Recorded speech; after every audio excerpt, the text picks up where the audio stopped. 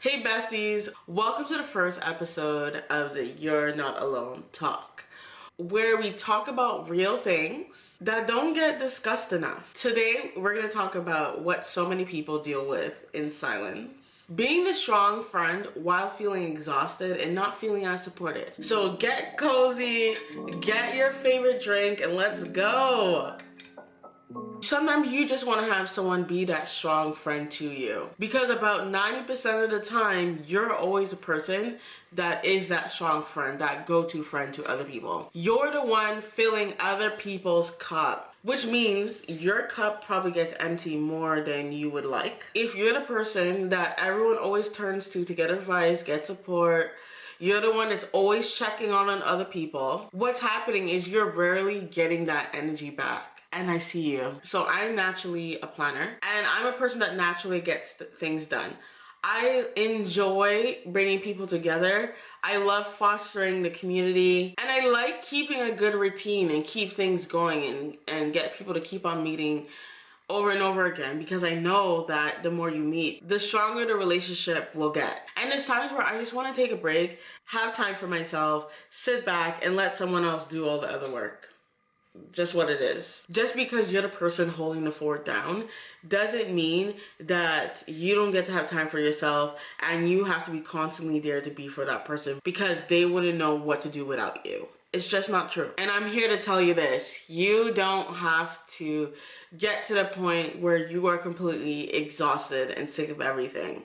As soon as you get to that point, it's time to take a step back. Here are some things that you may be struggling with as the person who's always the strong friend. You're always checking in with people, and you wish more people would check in with you. I've learned that you are no one's keeper, and to preserve my energy, I will usually take a step back, especially if I see the person is not checking up on me as well. If I have the energy and I feel like, hey, I'm thinking about this person and they're coming to mind, I will check up on the person naturally. There's an understanding that there's no obligation for me to check in with the person, especially if it's not reciprocal. So I believe it's about being aware and just aware of your surroundings and reading the room. I think sometimes as women we miss this because we are natural nurturers, and there's people who will take advantage of that. So as soon as you see yourself getting tired of being the one that's constantly reaching out, you're the only one pursuing, it's time to take a step back.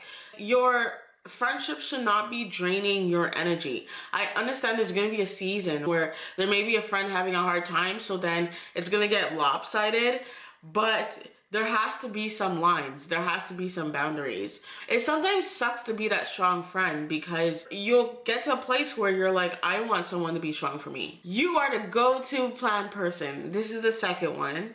And you wish that sometimes other people would plan things so you could just sit back and let them plan it, and then you just show up. So my go-to rule with this, so that way I don't get frustrated with planning, because I do enjoy it.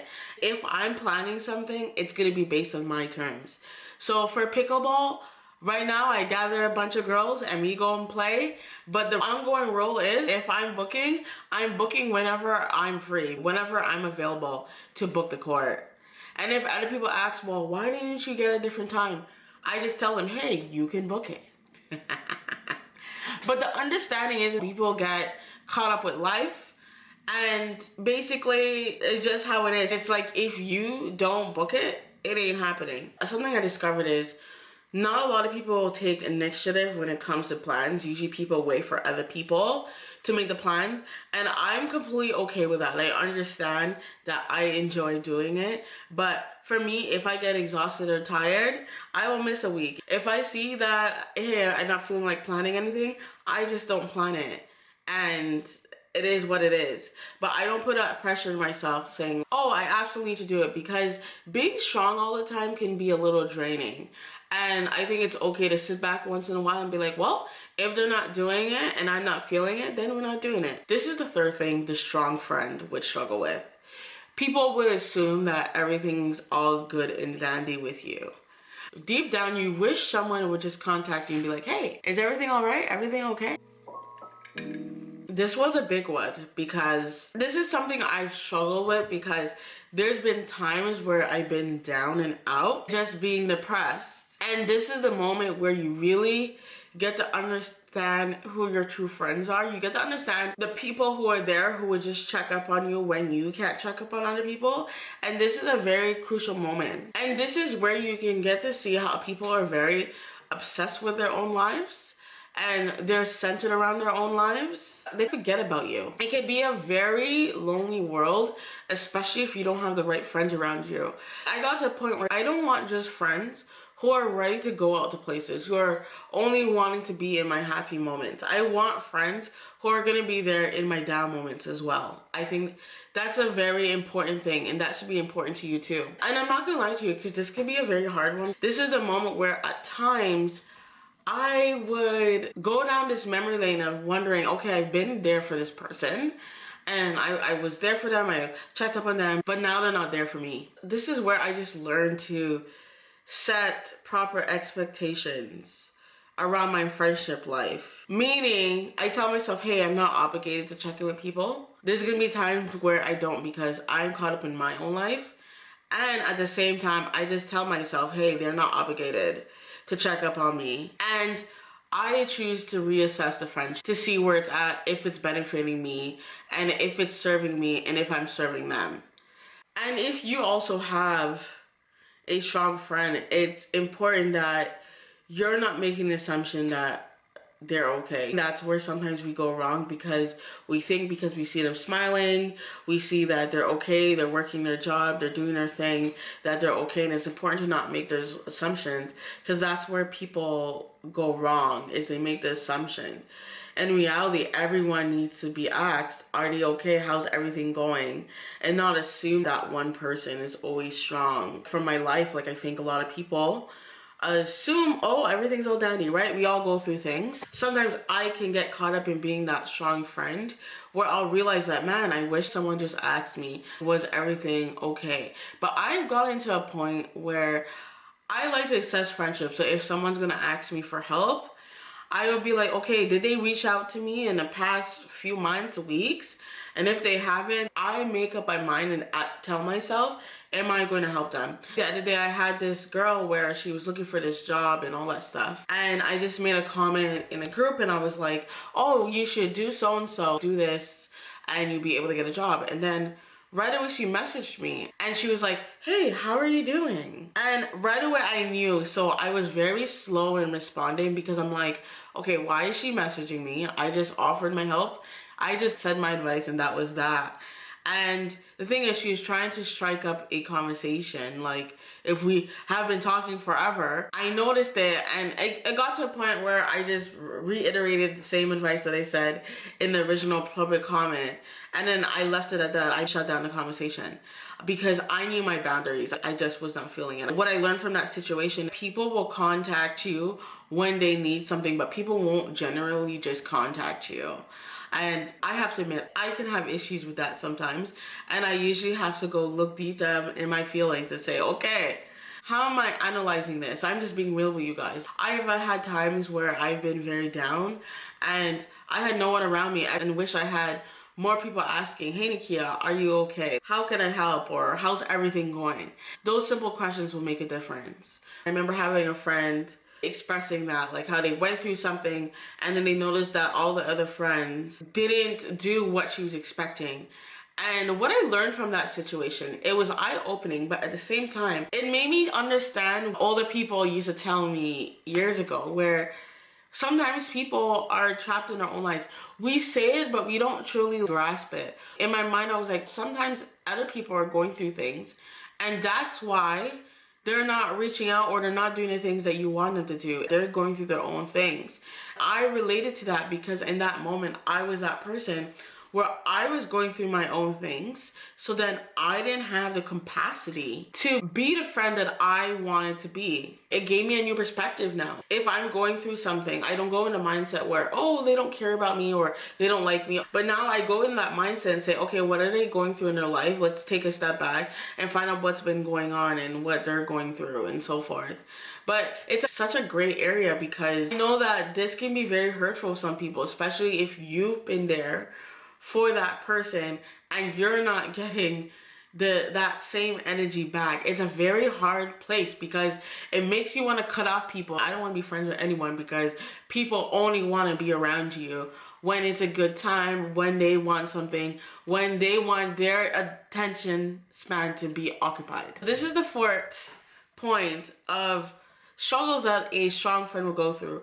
You are the motivator, the problem solver, and the person that inspires, and the list can probably go on. And believe me, this is something I enjoy doing. I like motivating people. I love lifting people up. I love helping them and inspiring them and pushing them. Something that I look out for, can I also go to them too when I'm down? How I deal with this, to be honest, is I have the people where I can go to in the moments where I need to be lifted up and I need to be motivated and encouraged. And then I have the friends where I'm the person for them.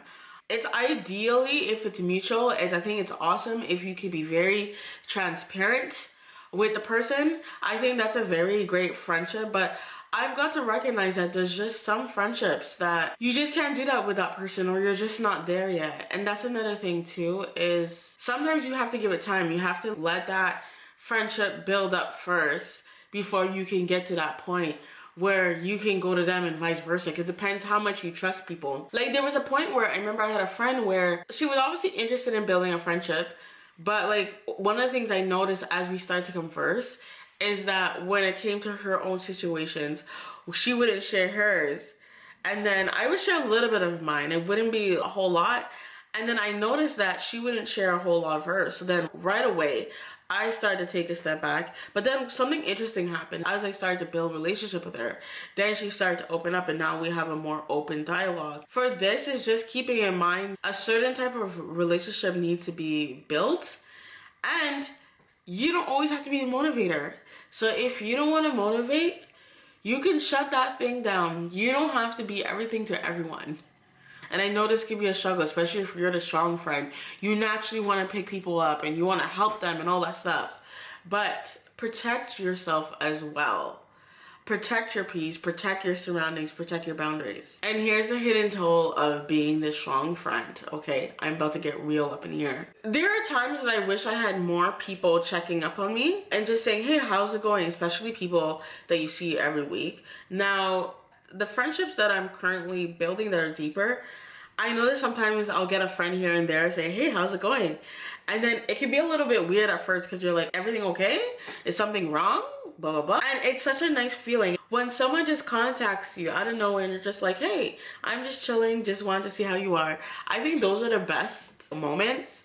It hits home to me because I'm like, oh, that person thought of me and reached out. Like the other day I had a friend where we were talking about cookies. She has this favorite bakery place and she doesn't go there as often because it's a little bit farther out. And then I saw her the other day and she was like, hey Nikki, I got the cookies. And let me tell you, it made me feel so special because she thought of me. It made me realize, I'm like, wow, like I'm starting to cultivate friendships where people are just thinking about me. And I've spent many years in that space where I'm like, man, I wish someone would just think of me sometimes because I think about them. I make sure that they're okay. And I'm not saying it's one-sided, but that's just how I feel. And so I'm just sharing to you to say that it's possible if you feel like that, where you're like, man, I'm always the one that's like reaching out and so forth and being that strong person, that eventually if you continue cultivating a friendship, people will start to just think about you, especially if it's the right type of friendships. As the strong friend, sometimes it can be very hard to ask for help because you're so used to being the help.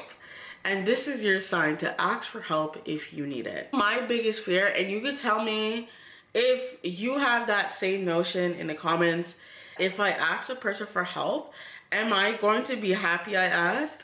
Or am I going to be disappointed? I've had many moments in my life where I could tell you that I've been very disappointed with people when it comes to asking for help. I just feel like I know that I personally would help, but people have fallen short when it comes to helping. And I'm not talking about money. That's not what that is. It would just shock you that you could talk to some people all the time. When it's time to put your talk into action, you'll see a different side of people and it will always shock you. This is where I had to learn how to set my expectation.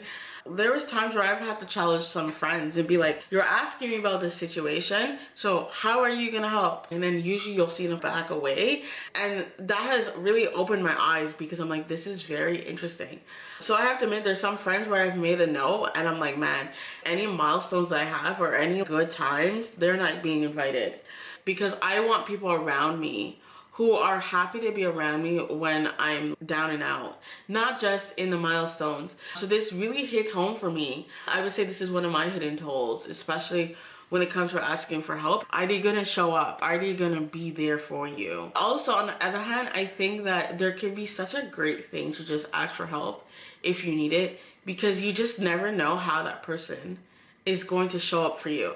But I have to say, and be ready for this, it's a dime and a dozen. Okay, to find that person that is there for you, it's not going to be all your friends. You're going to have some friends that are just surface level, who are just acquaintance, but you're going to have that one or two friends that will be down to help you anytime. And it's not something that you should be expecting from everyone, because not everyone's like that. Another hidden toll could be the guilt of stepping back and putting yourself first. And I had a very hard time with this, because for me, when I really cherish the person and I really like that friend, it sometimes can be very conflicting, because I already know I have boundaries and I have values that I want to uphold. But then there's a part of me that's like, yeah, but I like this person and I want to be around them. You know how there's just some people that you like being around? But the problem is, it could be a very disappointing friendship and it could get very hard to separate yourself, because you like being around them. You love their personality, but they're just not being the type of friend that you need and should want in your life. I know that there's been times in my life, especially in the last 2 years or so, where I had to cut friendships that I cherish. I'm gonna specifically say that I cherished, but not necessarily the person cherishing the friendship on their end. And that's been very hard. You have to go through that separation and cut off the friendship, because you're like, you know what, it's not serving me. And we're going down this hole of being friends with people who don't want to be friends with you.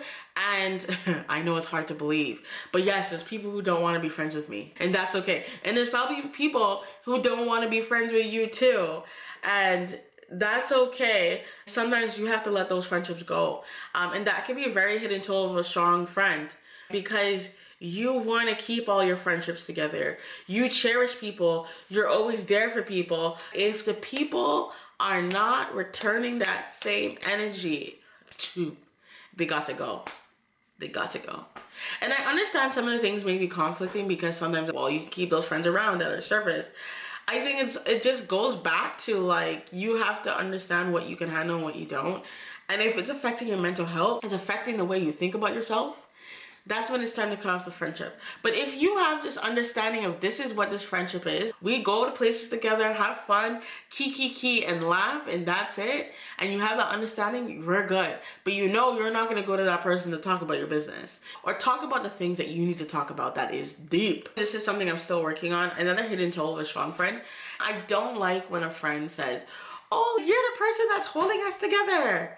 Like, it just reiterates I'm that strong friend, and I know I shouldn't feel bad about it. And you can let me know in the comments if you feel that way. I used to always have a friend, and they're a great friend, and they'll always say, you're the mother hen of the group. And this came from a guy. So it's interesting how he explained it. I never heard someone explain it like that. And he was saying that usually, if there's a group of girls, let's say an event or whatever, bar, club, whatever, there's always a mother hen. He's like, usually you can tell who the mother hen is. So they're the one that nurtures, protects their friend and all that stuff. And he was like, so if you like a girl that's not the mother hen, if you go up to the group, you would need to almost get the approval of the mother hen, meaning that if you're offering a drink, you'd offer the drink to the whole group, for example, or you would converse with everyone in the group, especially the mother hen, to basically not get her approval, but just get that, okay girl, go ahead, and then talk with the other girl. And I thought that was interesting, and I was like, I never heard of it like that. And he was like, you're like the mother hen. And I remember thinking, I don't like that term. And then I remember experiencing it firsthand when I was in a group of friends. What happened is the guy would go up to one of my friends because she was absolutely beautiful. She was like gorgeous. What it is that I don't like, how fake it is. Cause me, I can read through it. I'm an analytical person. So in my mind, I'm like, dude, just don't bother saying hi to me. Just talk to my friend. Like, just don't try to make a fake conversation. Just talk to the friend that you're interested in. That was my pet peeve. So when he said my man, I'm like, I don't like that. So sometimes I do have friends that will say, oh, like, yeah, I like how you like plan the things and blah, blah, blah, blah, blah. But in my mind, I'm like, man, but I wish you just plan things. And there's no hate against them. I like hanging around them. But in my mind, I'm like, okay, but you see that. So why don't you plan things? And it just recognized that people just don't take the initiative, like I said earlier in this video. And so I sometimes feel a way about it. If you have a strong friend, don't tell them that. Don't say, oh, I like how you do this and blah, blah, blah, blah, blah. No one likes that. I remember I used to have a friend too where she was like me, like she liked planning things.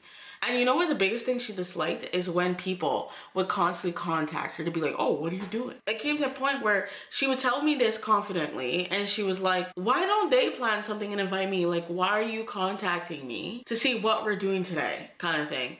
And I don't think anyone likes that. That's, I would say, is my hidden pet peeve. I don't like being called that strong friend because the other person's weak and then you're the strong one. But in reality, it's like we all have weaknesses. We all have strengths. And we all want to be vulnerable. We don't always want to be the strong one, always putting on this mask all the time. I think this happened to me very recent, like yesterday, and someone made a comment and I was like, you know what I want to start doing is making a schedule where all you guys chip in and you start planning things. And they're like, what? And then that conversation ended. They were receptive once I explained it to them. But I think how you combat that is coming up with a solution. So if you're the go-to person, you have to try to figure out, okay, how am I going to spread out the responsibilities between everyone? Whatever that is, especially if you're the strong friend in the group. So you're probably wondering, okay, but now how do I basically take care of myself, especially if I'm the strong friend? And these are some of the things that I have done that has worked for me. So that way I don't feel a way about it. I'm like, oh, it's okay. Even though I have some pet peeves and things that bother me, as I explained. I make sure to pour into myself by going to church, being around people that will build me up and lift me up, who are stronger in their faith than I am, who have been longer in their faith.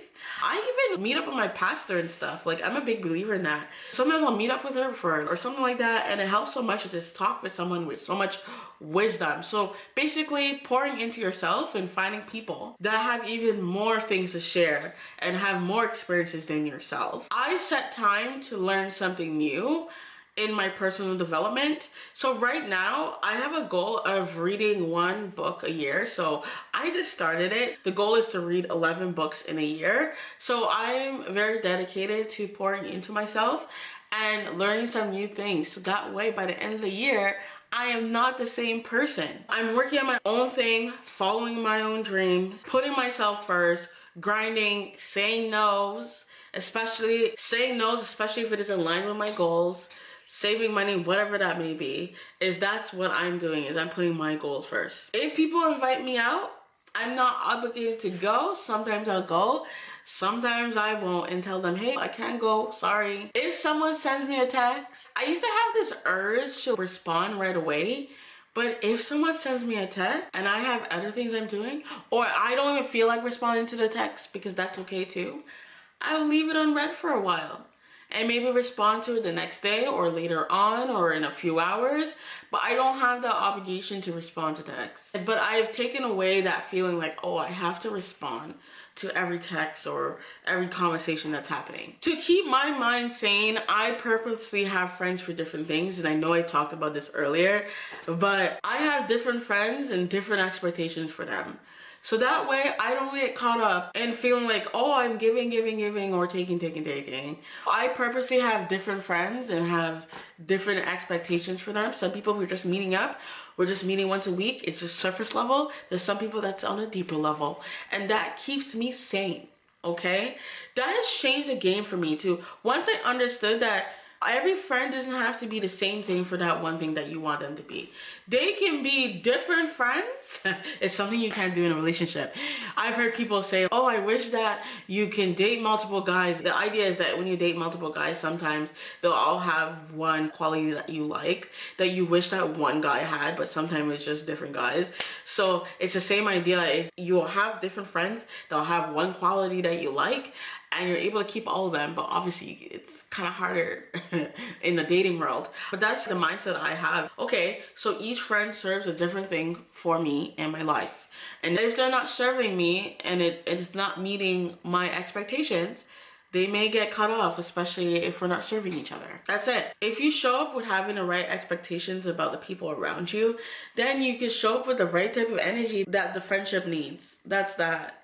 And being the person that's been the strong friend, this has served me well, because even though yes, there's like pros and cons to it, I don't necessarily feel like, oh, everyone's just taking from me, because I'm pouring a lot into myself and I'm finding the things that serves me in the friendship. And the last point is I choose my battles, meaning I choose when to be quiet and when to say my point.